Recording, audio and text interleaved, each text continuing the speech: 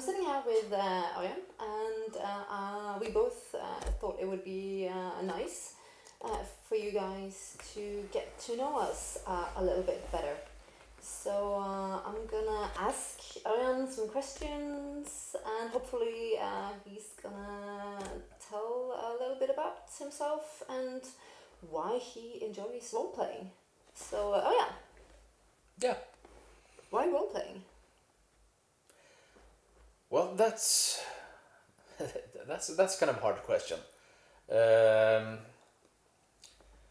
I can begin with the beginning. I started role playing, I think, in the early 90s, being sort of a outcast in high school. Nerd. And in secondary. Nerd, geek. No, I was just strange. This was pre-nerd. Never had the computers in those days. So back in the days. Yeah, that was when we had Amigas and 286s. No smartphones or iPads. No. No, I remember seeing this program on TV about role-playing games and being mysterious and also creative and having a lot of strange dice. And well, I thought that would be fun, interesting. But I didn't have any friends who knew anything about that. But then I got to know Tarjei, who we are playing with now, and we were in a marching band together. And he also had friends who were into role playing games. They were playing Middle Earth role playing, MERP, as we call it back then, and yeah, I got interested in that. Bought my first game myself, which was Ravenloft, AD&D setting. AD&D. Yeah, Advanced Dungeons Dragons. Fancy. Yeah, very fancy. Didn't understand much of the rules because everything was upside down and really strange rule sets. But yeah. You make do. You figure it out. Yeah, you figure it out, and that you don't understand, you make up. I don't think we played it the right way or the wrong way or whatever, but yeah, we played. We had fun, and then we started our own organization. Because we found out we needed a place to stay. And you were quite young at this point, weren't you? At this point, I was 16 when Just we started our own first organization. We got a house that we had for ourselves that we got to borrow through the municipality, and it was an old cabin from the 1920s. Nice. On top of a hill. Oh yeah. Ambiance. Oh yeah. On the outside it was this really big. Was it an oak? No, it was a chestnut tree. Really big chestnut tree on the outside with the branches scraping on the windows. A Ravenloft. Perfect for Ravenloft. Yeah. Yeah, definitely. Yeah, this organization grew quite a bit because this was in the 90s. In Norway, role-playing games were kind of connected with the black metal, the satanic panic. Yeah, with good reason. A lot of those guys were into role-playing games, and it started there, and it turned into a whole lot of shit. It got a bit of a unnecessarily dark stain. Yes, it did. Yeah, that's got nothing to do with role playing. No, nothing at all. It's some common interests. That's it. But of course, this was mysterious and a bit scary. So yeah, of course, it drew young kids, not young kids, young adults, you might say, 16, 17, 18-year-olds into this community, and we were including. We didn't say no to people at all. We just wanted people to enjoy the same things we did, to play role-playing games and have fun. Yeah. And at one point, I think in a small town of, at that point, 15,000 people, we had 150 members. And that is quite a good number. That's in the 90s. This was one of the biggest organizations in Norway. Yeah. Yeah. It was good, and from that organization, there's been a lot of interesting things. Musicians, tech innovators, artists. Well, speaking of musician, that's also a part of your background. Yeah, in the same period, of course. I started in a marching band, where my yeah, but there is quite a lot of similarities between classical music and extreme metal.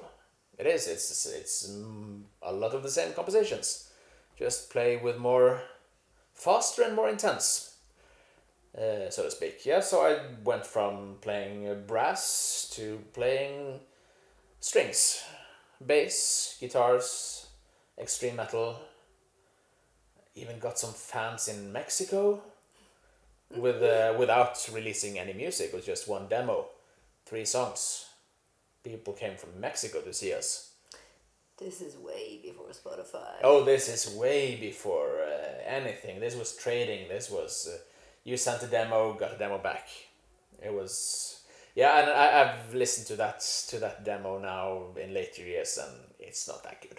It was a starting point. Yeah, it was a starting point. It was extreme. It was extreme metal in the early 2000s, this band. And then, music, record deal, touring a lot. Yeah. Yeah, because creativity, I think for you has always been a part of your life. Always. I blame my mother. Don't we all? Yeah. You blame my mother too? Ah, that makes sense. Constantly.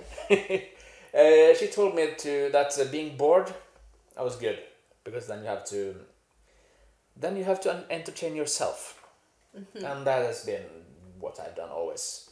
If I have some downtime, I often I can start something new, create a new project, create some new music. And role-playing games have always been a good training in creativity. But it really is. Yeah, you have to be creative on the spot. You have to think at that moment, what am I doing? What's my character doing? Why?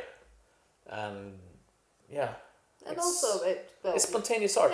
Yeah, and you were also a storyteller, so you know the work that goes behind creating a setting in a world. Me and you have quite different approaches to storytelling, and we can of course discuss that a lot at a later time. But the whole planning, creating, always been something that has drawn me into the game. And the most important thing for me now in the last the last 15 years has been role-playing games as creative training, because to me role-playing games, that's spontaneous literature.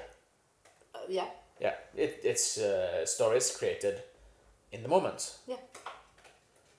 I love that. It's in many ways is improv theater. It is. In many ways it's improv radio theater. It sounds much more posh than it is. Not to be pretentious, but some of the same techniques as they do is what based in role playing.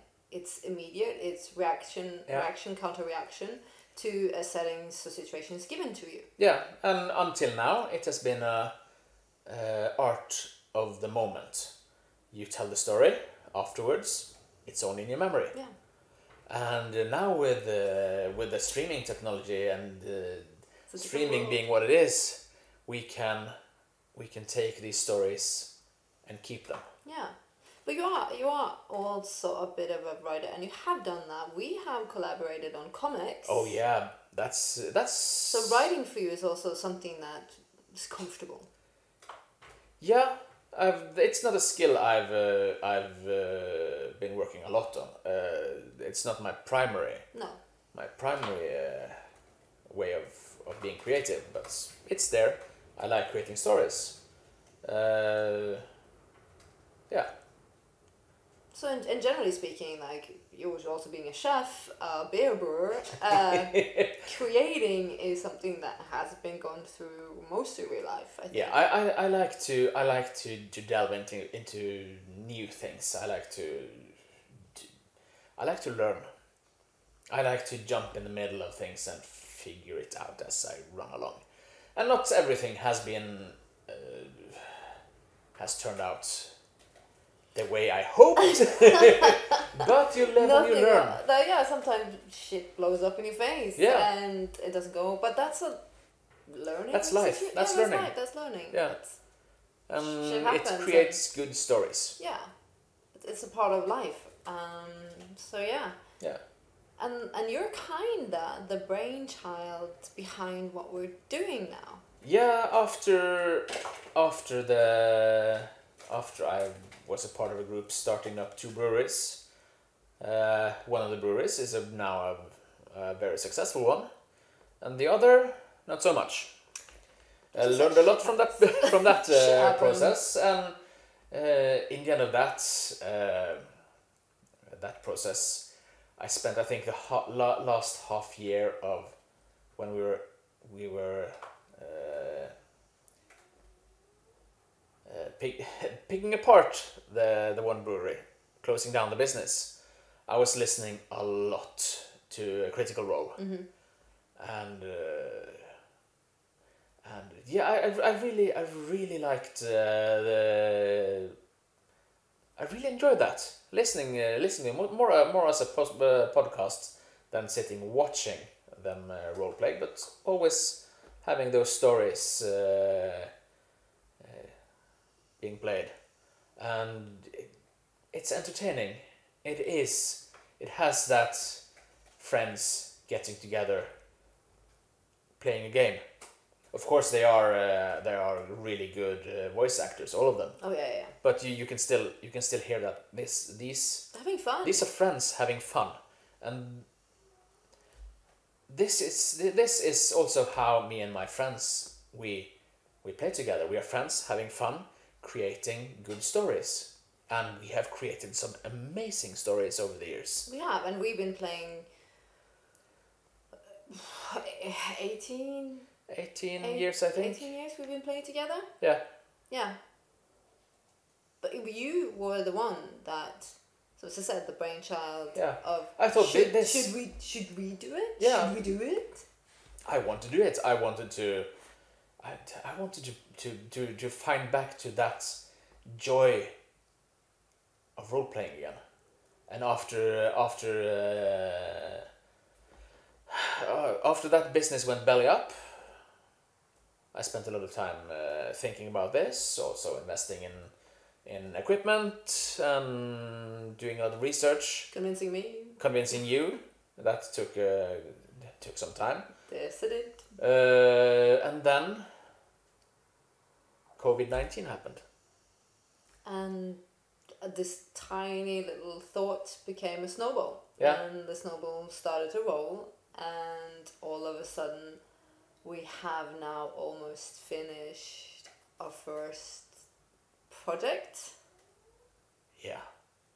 I'm so scared about what's going to happen the next episode.